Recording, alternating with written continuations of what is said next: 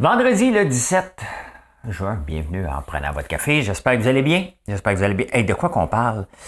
L'accès au métro, des piqûres en France. On va parler des détenus sur les fermes, l'orage, la F1. On va parler de tout ça. Au Québec, Revenu Québec qui ne veulent pas rentrer au travail. Hein?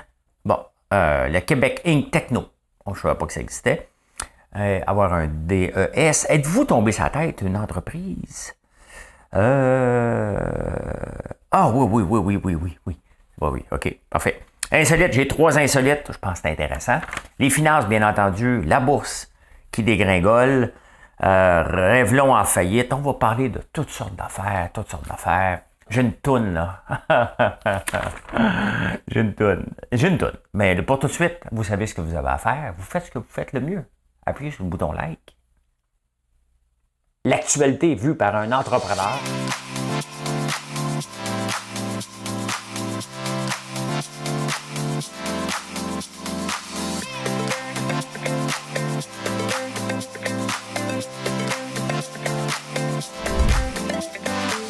Ça bulle, parce que des fois j'ai des bulles, mais ça bulle.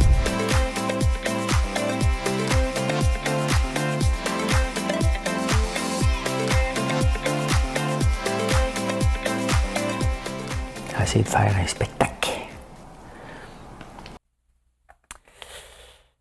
Il y a eu tout un orage. Je vais vous raconter une petite anecdote. Si vous ne l'avez pas écouté à 1h45, je vais vous raconter ça. Je me suis réveillé tôt parce que les lumières, l'électricité, pas d'électricité, ça se peut que ça tombe en plein milieu que je parle, je ne le sais pas.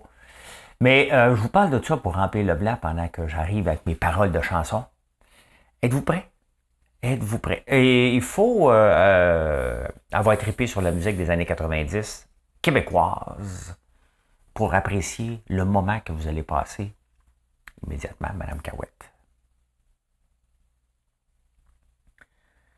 Je me voyais sur les planches, mais on m'a boudé. J'ai décidé de critiquer tous ceux qui avaient leur chance. Je me suis perdu dans ma ville. Attends. Je me suis perdu dans ma tête même si j'étais à l'étroit, parce que je me suis sauvé de ceux qui me trouvaient trop hideux. J'ai rien de séduisant, mais oh non, j'ai rien de trop commun. Je suis comme un gros zéro. Je vais me cacher dans les annales. Je vais devenir journaliste. Chroniqueur d'ici Montréal. Puis je vais me venger ces artistes. Hey!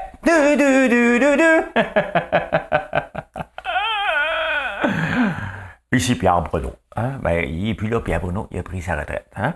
Je m'excuse. Écoute, si ça ne vous fait pas sourire, abandonnez là. Rentrez, ferme ça, puis va écouter Salut, bonjour. Je ne sais pas, ceux qui disent que tu ne devrais pas chanter, va faire ça. C'est mon show. Je fais un show, je regarde les codes d'écoute. Hein? Et depuis que j'ai rajouté mes codes d'écoute s'améliorent. Qu'est-ce que vous voulez que je vous dise? Je vous donne du contenu que vous aimez. Je ne décide pas le contenu, vous décidez. Vous m'avez demandé, êtes-vous tombé sur la tête? Je vous donne, êtes-vous tombé sur la tête? Vous m'avez demandé des insolites. Je vous donne des insolites. Pendant ça, on glisse des vraies nouvelles d'actualité. Hein? On passe à l'actualité. Qu'est-ce qui se passe dans l'actualité? L'accès au métro gratuit la fin de semaine. Quand on donne quelque chose de gratuit, hein, c'est soit qu'on veut le faire découvrir, hein, ou soit qu'on veut augmenter nos ventes. C'est ça. Hein? Ça va donner quoi d'avoir le métro gratuit? Je pensais que la Ville de Montréal avait besoin d'argent. Ils cherchent des conducteurs. Hein? Pourquoi? C'est quoi le but? Moi, je comprends pas. Ça fait longtemps, d'ailleurs. Avez-vous remarqué que Valérie Plante rit moins? Elle riait plus dans son premier mandat que dans son deuxième mandat. Hein? On dirait qu'elle est plus à l'aise maintenant d'être une mairesse que le premier mandat. Quand tu ris trop, tu es un peu... tu remplis le vide. Hein? Donc, mais je ne sais pas ça sert à quoi. Hein? Est-ce que le monde va se garrocher dans le métro? C'est gratis? Je sais pas. Hein? Je sais pas. Encore faut-il. C'est sûr que, mettons, je voudrais aller... Il y a où le métro proche? Ici, pour aller au centre-ville. Tu sais, le centre-ville, on veut augmenter les stationnements. De toute façon, c'est déjà compliqué d'y aller, là. Mais, je sais pas. En tout cas, si tu viens à Montréal, parque ton char, le métro est gratis. Gratis. Comme dans gratis. Il y a un gars la nuit, Pierre-Marc Kingsbury, qui rit tout le temps. J'arrive du bar, t'arrives-tu du bar? Je ne vais pas d'un bar. J'avais fait une blague même avec Marilyn. Elle était partie avec mes clés de camion. Elle dit, oh, as-tu besoin de tes clés avant demain matin? T'sais? Parce qu'elle vient chercher des fois, faire ses déplacements avec Gaël ou quand elle a besoin du camion. Et là, j'ai dit, ben, coudonc, c'est parce que moi, avant de parler aux gens à 1h30, j'arrive tout le temps à prendre un petit drink, hein. Ce qui est pas vrai, là. Ce qui est pas vrai. Je ne bois pas, je ne fume pas. Est-ce que je prends un petit verre de vin à l'occasion? Ben oui, j'en ai pris un hier, hein. J'étais content de ma journée.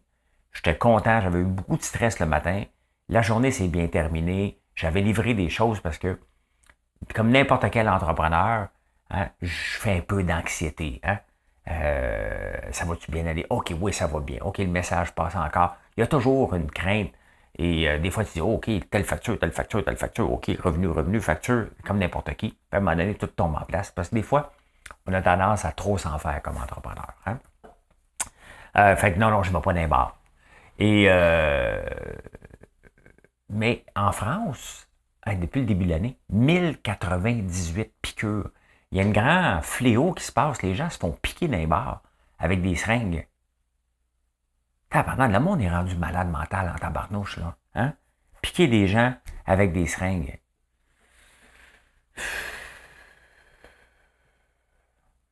Hein? On est rendu là. On est rendu là dans la folie humaine, là, maintenant. Ça n'a pas de bon sens. Ça n'a pas de bon sens. Tu sais, si c'était un cas, tu dis, OK, c'est un fou. Mais là, il y a comme, hey, on va le faire! Hein? Moi, il y a trop de monde qui écoute Jackass, là, dans la platante, là. Et quand j'étais jeune, mon père me parlait des disciples d'Emmaüs. Hein? Les disciples d'Emmaüs, c'était un mouvement. Le mouvement Emmaüs est un ensemble d'associations, un regroupement de solidarité présent dans 37 pays. La première communauté Emmaüs, d'inspiration initialement chrétienne, a été fondée en 1954 en France par l'abbé Pierre. Hein? Donc, techniquement, c'est pour aider les plus démunis. Ils ont des fermes. Je ne sais pas si ici. Nous, dans mon coin, j'ai les apôtres des amours infinis. Ils venaient nous porter de la bouffe quand on était jeunes. On n'était pas riches, tabarnouche. Celui que je vous dis, on n'était pas pauvres mentalement, mais financièrement, on ne l'avait pas. Tu sais? Fait qu'on se fait. Ils venaient nous porter de la bouffe, les apôtres des amours infinis. Ils venaient voir si tout était correct. Là. Il y en a une couple il y avait un sourire bizarre. C'est sympathique.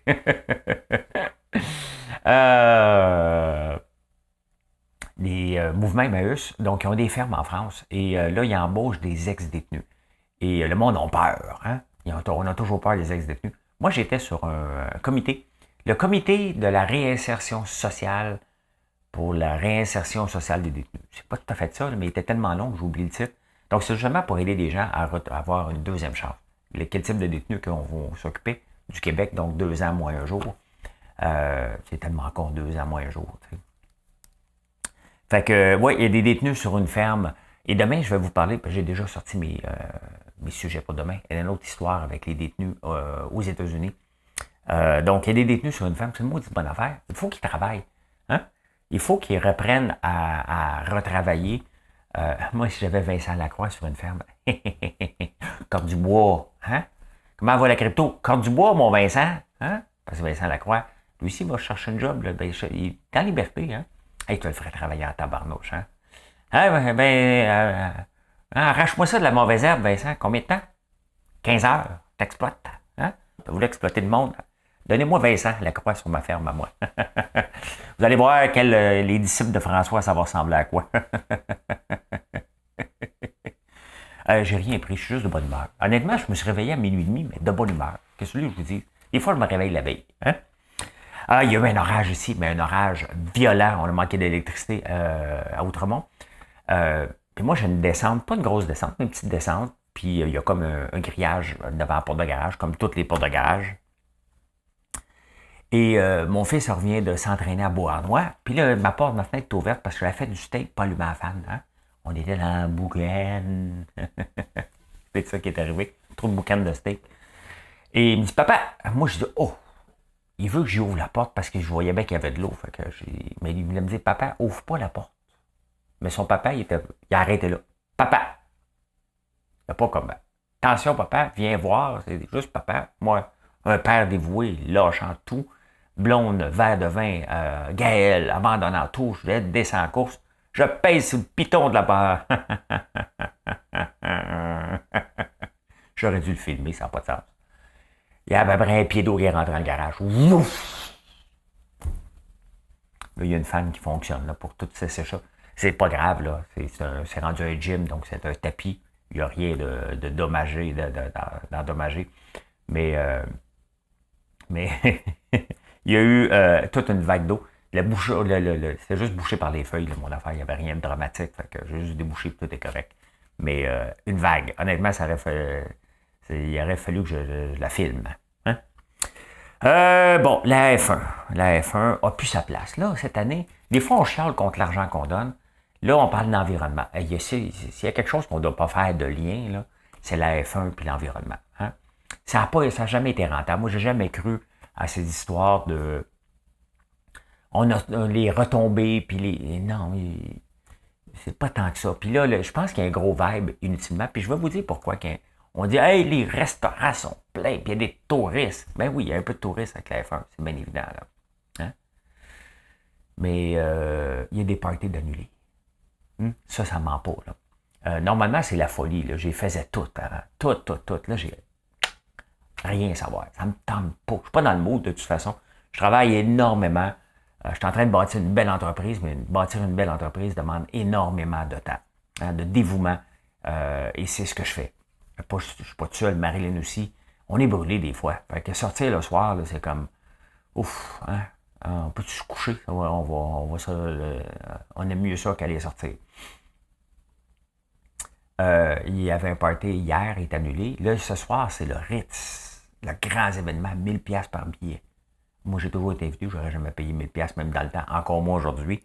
Donc, ben oui, il y a des parties d'annulés. Donc ça ne ment pas sur l'engouement de la F1 et les gens internationaux. Il y en a moins, là. Il y en a pas mal moins que les journalistes et les hôteliers, puis tout le Grand Montréal veut raconter. Il n'y en a pas tant que ça, là. Hein? Est-ce qu'on aime la F1? Est-ce que j'aime? Ben oui. Est-ce que je me lève comme avant pour l'écouter? Quand ça donne, j'allume la TV le matin, mais c'est pas la folie. C'est pas perso, là. T'sais, vous avez le droit, vous autres, de triper encore comme avant, là. Je pense qu'un jour, on va vous montrer le plan d'affaires que j'ai déjà eu pour acheter une équipe de Formule 1. Oui, Scorpion, ça s'appelait, c'était des Québécois. Je pense qu'on va vous le montrer un bon matin. Un bon matin, le conducteur s'arrête et te demande l'heure. Mais en attendant, au Québec, qu'est-ce qui se passe? Bon, là, il y a des employés de Revenu Québec qui travaillent chez eux. Ils sont working from home. Qu'est-ce que tu fais aujourd'hui? Prends un petit café. Tourne mon gazon, on va aller travailler. Ça, c'est ce que tu dis aux amis. Quand ton boss t'appelle, qu'est-ce que tu fais? Débonder, travaille fort. Mais là, il y a 2 employés sur 3, donc 2 tiers, hein, 66,67%, des employés qui disent, non, si tu me ramènes au travail, moi, je démissionne.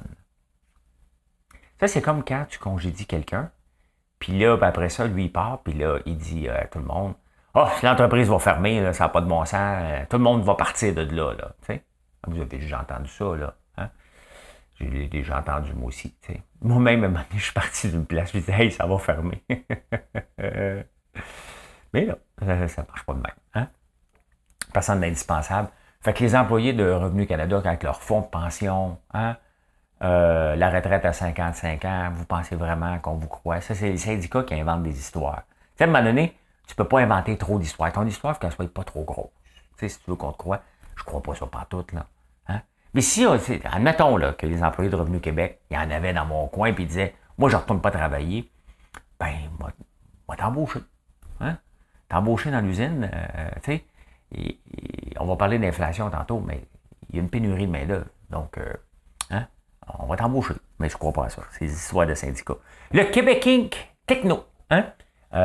Éric Boyko, en tête de Stingray, dit que la loi 96, c'est pas le bon moment. C'est bien évident qu'en ce moment, hein, venez mettre une loi où tout doit être en français, la loi 96, protéger le français à tout prix. C'est certain que ça va faire des mouvements. Il ne faut pas nier les entreprises. Regardez comme Princesse Auto qui sont ici. Là. Ça a pris du temps avant qu'ils viennent au Québec. Est-ce que ça va amener des entreprises à venir au Québec? Ben non.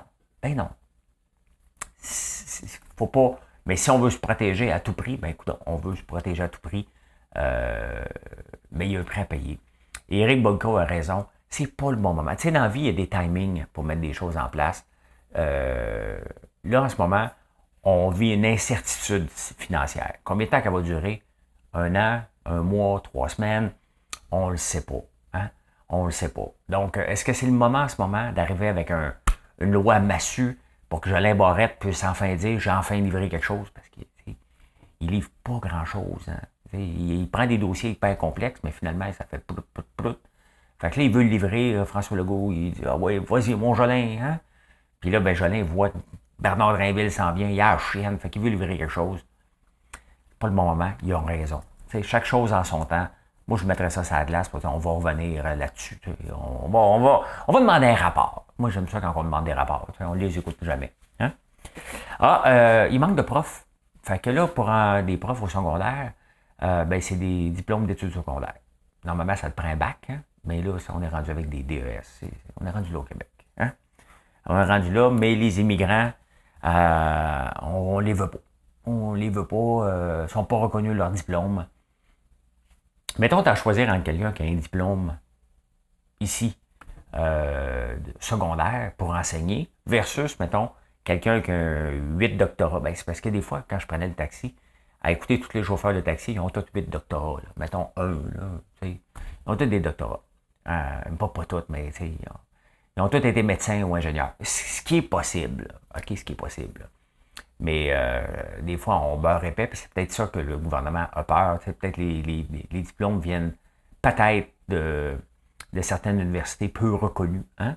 Mais mettons qu'on peu reconnues puis très reconnues, il y a un petit peu de vérification qu'on peut faire quand même pour avoir quelques immigrants qui sont capables d'enseigner avec les études normales, secondaire 5.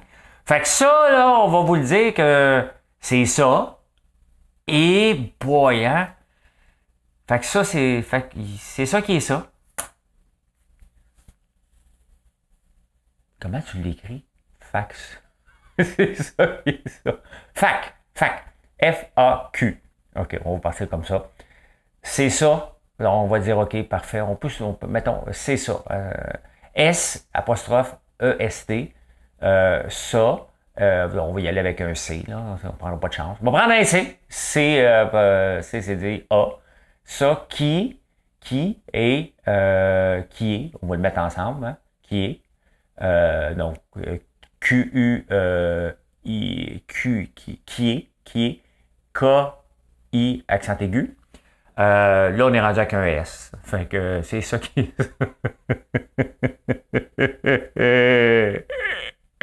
C'est mon enregistrement. Arrête, je peux pas recommencer cette bout-là.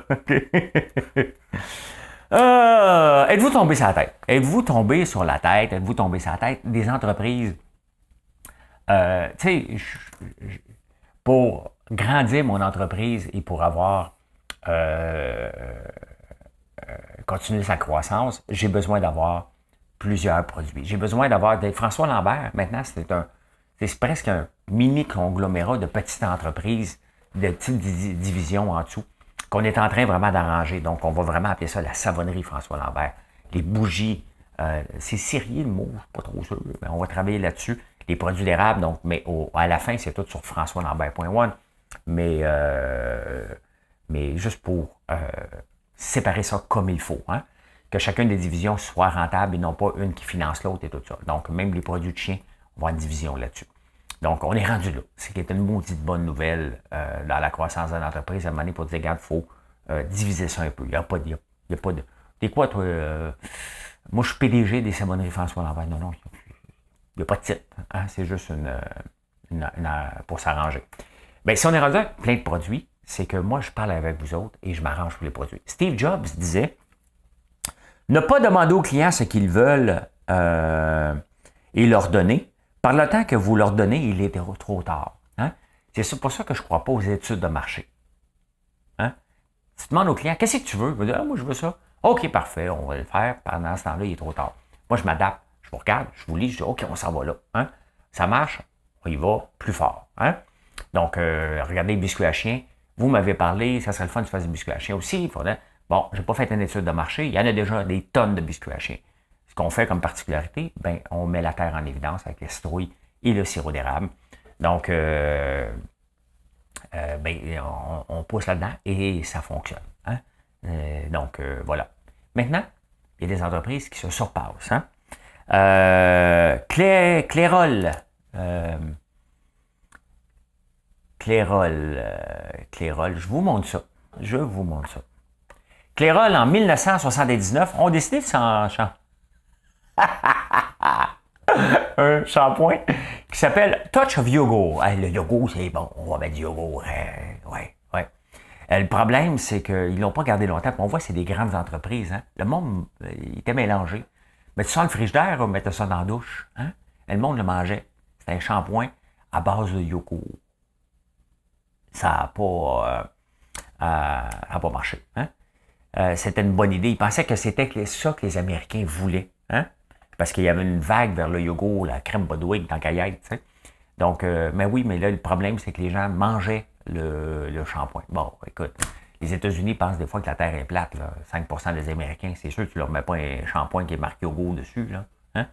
Mais c'est drôle quand même des grandes entreprises qui se trompent comme ça. Fait qu'en 1979, il y avait le shampoing Touch of Yogo qui a fait oups, hein, ça n'a pas levé. Et c'est pour ça que j'aime ma façon de mettre des produits en place. Hein? Je les fais avec vous. On regarde. Et si ça marche, on va plus loin. Si ça marche pas, on arrête. T'sais. Donc, il y a bien des produits, puis on les teste nous autres aussi. Là. L'autre jour, j'ai dit, OK, on a déjà les bouchées, les beignes aux patates érables. On a fait les bouchées de gaufres, qui est un succès. Je dis, OK, on va y aller maintenant dans notre friandise qui est les churros. On peut-tu réinventer le churros? Hein? Dans le fond, c'est tout le temps ça, de voir comment on peut prendre un produit connu et l'amener à un autre niveau. Bon, les beignes aux patates, il y a d'autres compagnies qui en font. On pense qu'on fait la meilleure sorte. Bon, c'est pas pour dénigrer les autres, c'est qu'on essaie d'améliorer ce qui est déjà là. C'est comme ça qu'on peut se démarquer. Ben, si tu ne me crois pas, goûte à mes beignes, c'est tout. Les bouchées de gaufres, les gaufres, c'est déjà connu. On le fait en bouchée. Il n'y a pas grand monde qui le fait ici au Québec en bouchée. Je n'ai pas trouvé. C'est sûr que ça doit exister. On a fait ça. C'est un succès phénoménal. OK? Littéralement. J'ai essayé de churros. Ça n'a pas marché. Je vais arrêter tout de suite. Il n'y avait pas de... La bouchée de gaufre, elle prend la gaufre, elle l'emmène à un autre niveau. Les churros, on dit, ça se situe où dans la palette de goût et il n'y avait pas de place. Hein? L'insolite, les amis. L'insolite, il faut que j'avance, Voilà. Les insolites, un test pour l'inflation. Oui, on parle d'inflation potentielle. Hier, je vous ai parlé de l'indice popcorn. Hein? Donc, c'est un indice réconfortant. Si les gens ont moins de budget pour sortir, ils ont tendance à acheter plus de popcorn. Avant, c'était pour aller au cinéma, puis manger du popcorn là-bas, c'était comme réconfortant. Maintenant, bon, on écoute des séries en streaming.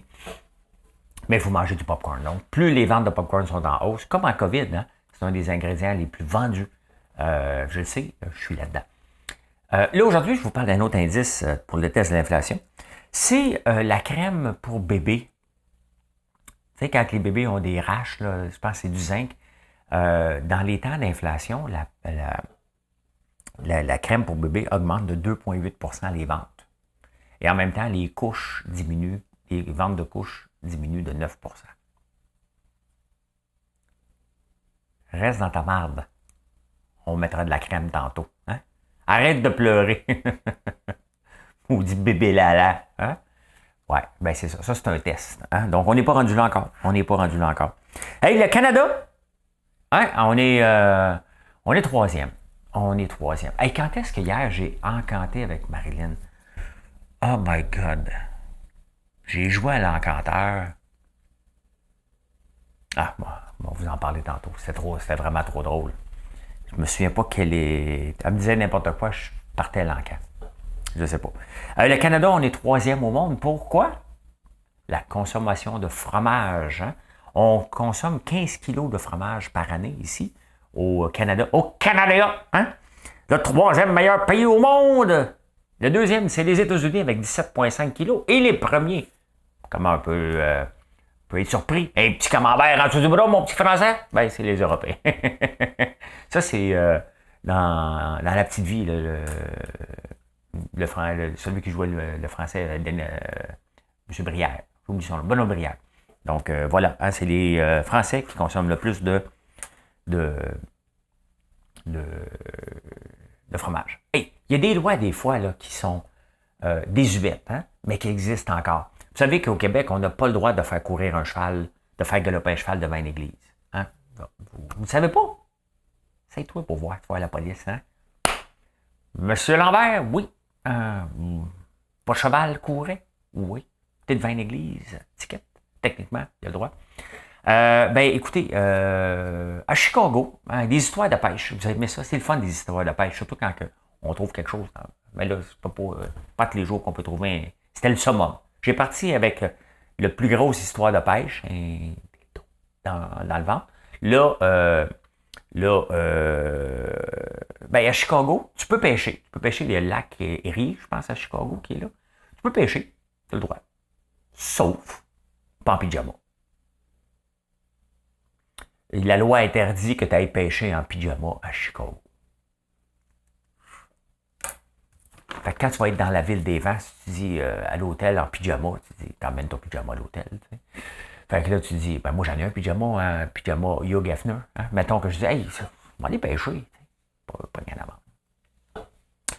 En finance, les amis, qu'est-ce qui s'est passé dans les finances hier et aujourd'hui?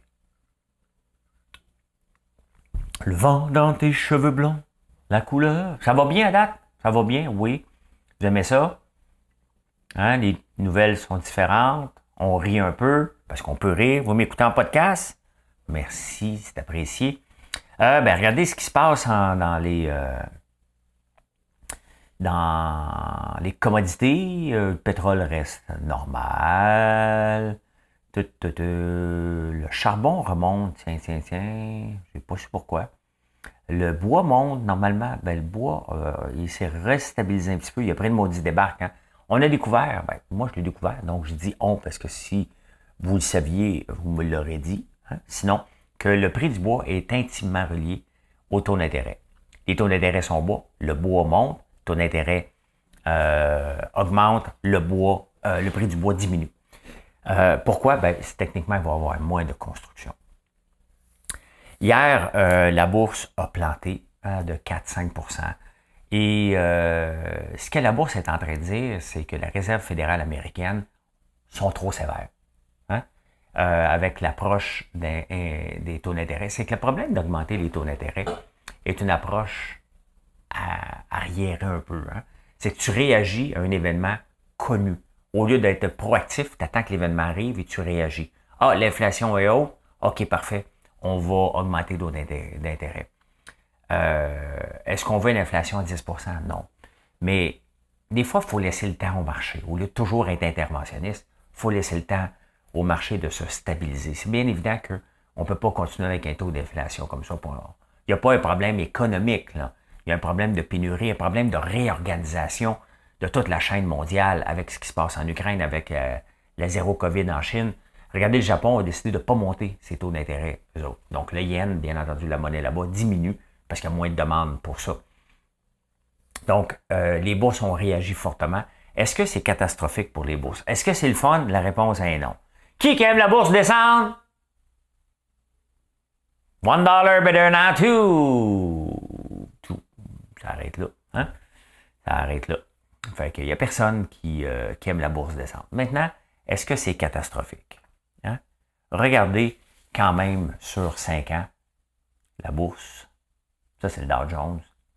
Bon, ça a planté royalement au début de la COVID. Ça a remonté beaucoup. Ça a peut-être monté trop vite. Et c'est peut-être... Pour moi, en ce moment, je trouve pas ça le fun. Là. Hein? J'aime pas aller voir mon portefeuille. Pas du tout. Est-ce que ça m'empêche de dormir? Pas encore. OK? Aujourd'hui, ça, c'est le Nasdaq en temps réel. Donc, il est stable, un peu dans le vert. Donc, moi, je pense que cette semaine, aujourd'hui, c'est vendredi, ça va terminer un petit peu en baisse. Là. Les gens vont prendre le week-end pour dire OK, c'est pas si mal que ça. Les revenus d'entreprise sont encore là. Les grands, les blue chips sont encore là. Oracle a rapporté des bons chiffres. Là, à un moment donné, ça va prendre des bons chiffres qui arrivent pour dire hey, mais non, c'est pas si mal que ça. Hein? Les gens continuent à consommer. Est-ce qu'il y a des réorganisations? Est-ce que le prix des maisons qui montait de 20% par année avait du bon sens? Ben non, ça n'avait pas de bon sens. Donc, est-ce que c'est normal que ça diminue, que ça ralentisse? Ben oui.